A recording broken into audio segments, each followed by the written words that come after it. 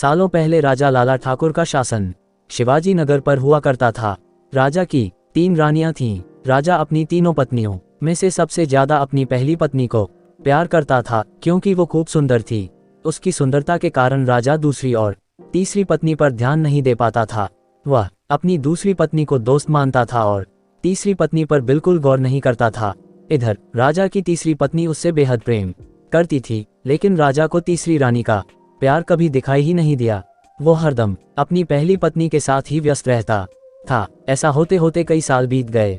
रोज राजा की तीसरी पत्नी इसी उम्मीद में रहती थी कि राजा आज उसके पास आएंगे, आज वो कुछ प्रेम भरी बातें करेंगे, लेकिन ऐसा कभी कुछ नहीं हुआ। इसी तरह कुछ वर्ष बीत गए।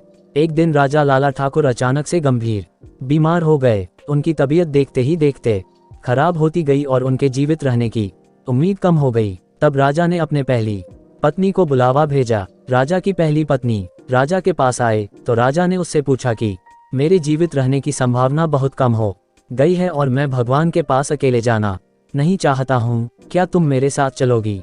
राजा की बातें सुनकर रानी ने उनके साथ जाने से माना कर दिया और कहने लगी कि अभी मेरा जीवन बचा हुआ है और मैं अभी और जीना चाहती हूँ, इसी वजह से मैं आपके साथ नहीं जा सकती। ऐसा कहकर पहली रानी राजा के कमरे से बाहर चली गई।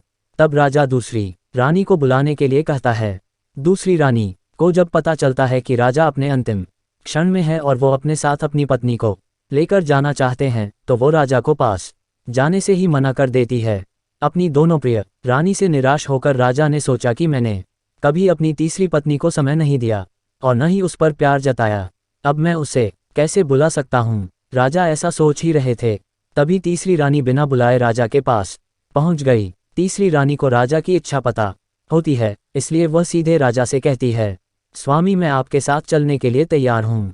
रानी की बात सुनकर राजा को बहुत खुशी हुई, साथ ही उन्हें ये निराशा हुई कि उसने सारी जिंदगी उस रानी से ठीक तरह से प्यार नहीं जताया, लेकिन यही मुझसे सबसे ज्यादा प्रेम करती है। उसी वक्त राजगुरु एक जाने माने वैद्य को लेकर आते हैं, जो राजा की तबीयत को ठीक कर देता है। राजा ठीक होते ही अपनी तीसरी रानी से प्रेम करने लगा, हमेशा अपने करीब। राजा ने अपनी तीसरी रानी को ही रखा और दोनों खुशी खुशी राजमहल में जीवन जीने लगे।